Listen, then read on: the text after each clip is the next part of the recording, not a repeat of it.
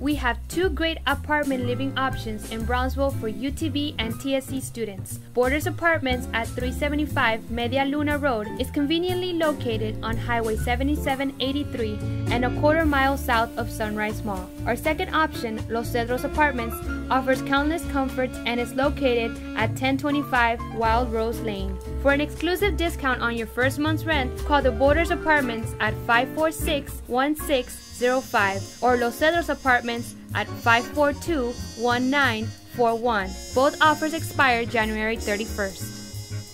At T-Mobile, get 4 lines of unlimited talk, text, and data on its network for just $100 a month. Now with 10 gigabytes of 4G LTE data until 2016. That's up to 2.5 gigabytes per line. Switch today. Tax and fees additional. See store for offer. Valley Federal Credit Union has a solution for your resolution. Come by and finance your new vehicle for as low as 2.49% interest. For more information, visit www.vfcu.net or call 956-546-3108. Certain restrictions apply. The Office of Student Engagement invites you to join Dr. William R. Fannin at the President's Barbecue from 11 a.m. to 1 p.m. January 23rd on the Student Union lawn. Burgers will be served.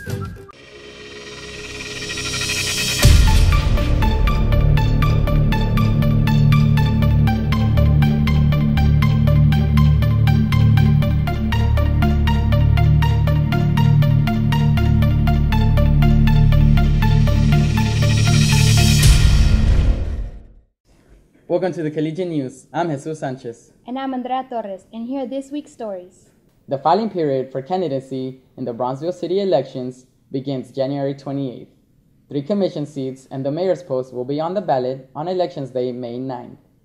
The commission seats up for election are the at-large A position, which was held by Estela Chavez Vasquez until she resigned last week.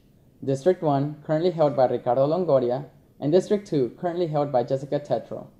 Residents interested in seeking one of these positions can file their intent with the city secretary between January 28th and February 27th.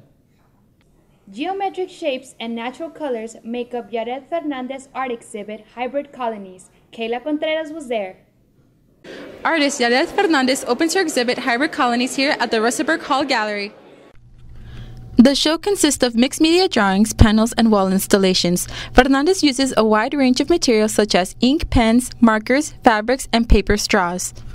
I take a lot of attention to science, biology, plant biology, and how microorganisms or organisms function and how they behave and things like that. And I start to find similarities and how we are pretty much the same, even though we are so different in a way. The artist said it can take a couple of weeks to several months to complete a work, depending on the project. A drawing could take me maybe a couple of weeks. The larger pieces could take a couple of months. And the whole thing could take, about 6 months to a year. It really depends. It's just accumulation of work over time. Gallery director Alejandro Macias said what interests him most about Fernandez's work is how she plays with design. She's making, she has obviously a statement about what seems to be nature and artificial things and how we are connected to them. But for me, what really stood out is the design aspect. She really seems to be playing around with design, color, shape, and texture. And that really, for me, really attracted my attention. Junior art major Samantha Rawls said the exhibit is interesting. I feel like there's more than one way to interpret how she puts together fabric and sorts of materials and combines them into one, and how she presents her artwork. For the Collegian News, I'm Kayla Contreras. Where do you draw the line on freedom of speech? Reporter Michelle Espinosa asked students in this week's 15 Seconds. Students have 15 seconds to share their thoughts on where they draw the line on freedom of speech. Here's what they had to say. Well, there's a saying that says, your right to swing a frying pan stops where my face starts.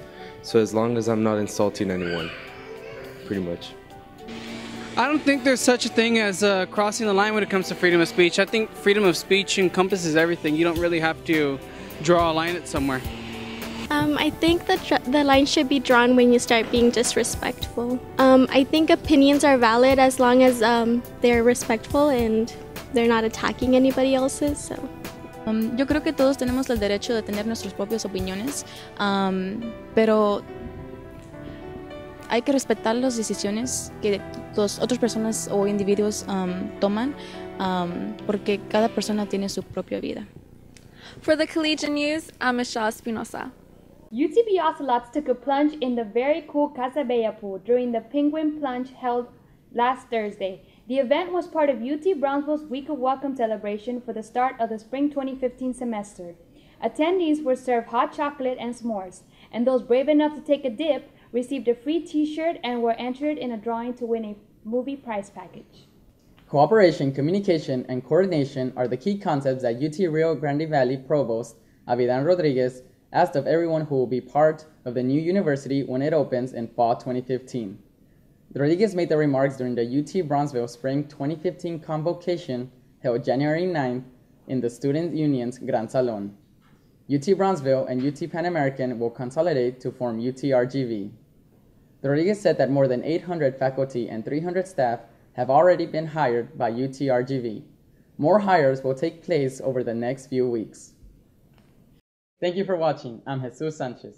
And I'm Andrea Torres. Have a great week.